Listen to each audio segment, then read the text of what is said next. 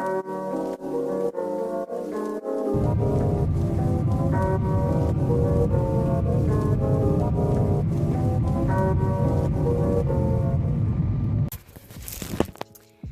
y'all, I'm gonna take these off because it's flash in those glasses.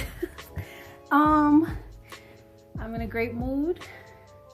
My dress that I was not really fitting, but I bought in Bordeaux, France. It was like kind of tight on the hips and it was like scrunched up around the belly, but it's fitting now.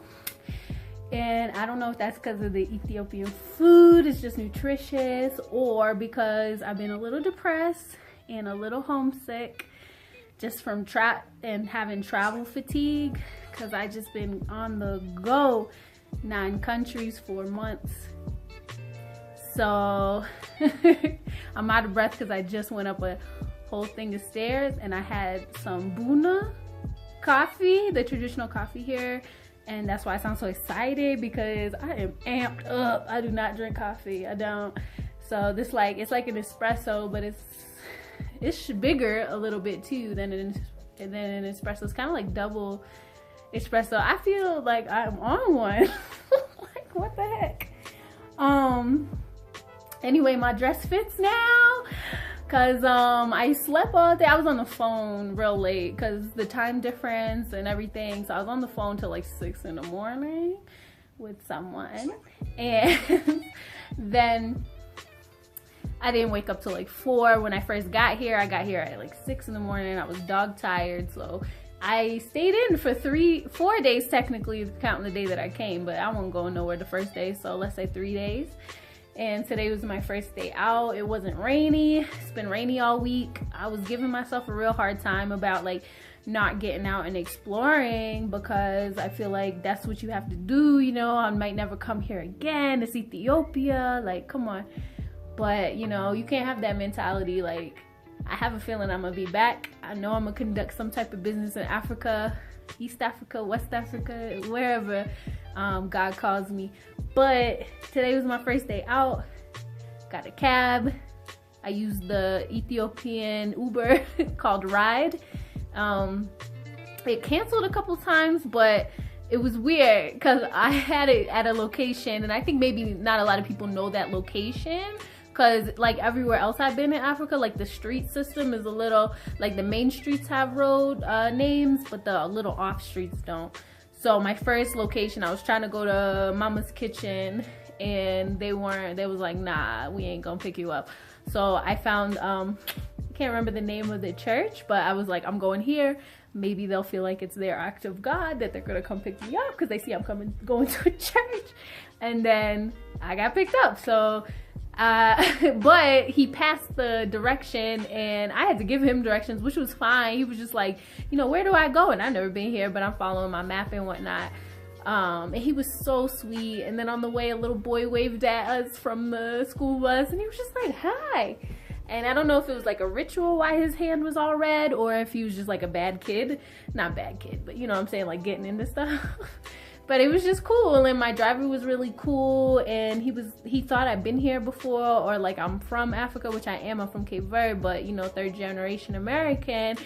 Because he was like, you know, normally when people come here, they're scared, and I could tell you've like been here. And I'm like, that's what's up, sir, that's what's up. So he passed Mama's Kitchen. He took me to MK Kitchen because there was a little lost in translation. I was like, fine, I'll go there, whatever. Because the traffic was crazy, and then the tab was going up. And I only took out $30, and it's lasted me this whole time. Lies. I took out $100. $50 for the visa that you can get right at the airport, and then I exchanged $30, and then tomorrow I have $20 left in cash, and I'm gonna exchange it tomorrow. And because I want to get some gifts and that kind of stuff, and I don't even think I'm gonna exchange the whole 20. If they got any American bills, they might try to play me, but we'll see. If not, I'll just exchange it into whatever Rwanda's currency is. I have to look that up. I don't know yet, but that's my next stop. But back to today, I went there, I got a burger and some fries because I had some Ethiopian cuisine, but that was the cheapest thing on the menu, and I needed to save money for my taxi. Like meals here be like $3, $4. $2. Oh, excuse me. I don't remember the exchange rate, but it's like, I think like 100 is around like $3.50. 100 dear. I don't know if I'm saying it wrong. But yeah, so I went there. I actually walked from there to the coffee shop because I downloaded, thank you, hostel friend. I can't remember who you were. I think you were just a random person in Morocco that was like, yo, you can download offline maps and get around with that on Google. And I was like, what the heck? I didn't even know that. So I had the map with me the whole time. I felt right there. Everybody keeps saying I look Ethiopian. You know, I'm like a light-skinned Ethiopian because everybody's nice and brown and chocolate here. And they have like, you know, different Arab or European mix of features because the history in itself of Ethiopia, which I need to get game to. But anyway, it's cool to be able to go through cultures and everybody think I'm a part of it. Like, that's probably one of my favorite, maybe vain takeaways. But it's just nice to be able to really submerge into a culture. So I went there, I went to the coffee place. When you walk in, it's just smoke. And I was like, wait a minute. Like, I know they wouldn't have this in the States. Like, it would be all over ADA, all kinds of code violations. But it was kind of cool. It was like a modern looking coffee shop. And they had all stand-up stations, but they were like interconnected. I have some pictures, but I was trying to be like cool, you know, not look like a tourist. I got a little bit of work done, which I had been stammering on when I was just sulking in here for 4 days and sleeping. But you know what, my bestie was just like, you know, sometimes your mind does control your body, but sometimes you just gotta listen to your body, and that's what I was doing. And let's see, then I had that coffee. I was on one. There was a cab outside. I asked him how much. He said 200 to get back. It took me 120 to get there, which was a little further. And I was like, well, I have 190. And then I'm chatting him up, and I actually only had 119. I wasn't hustling him. I legit thought I had 190.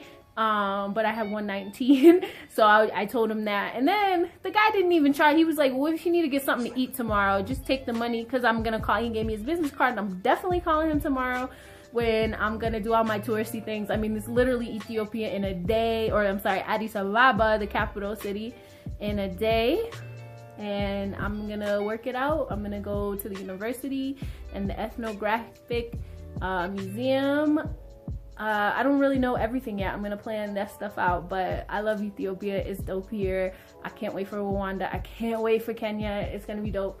I'm gonna say peace because I know this video is long. All right, peace.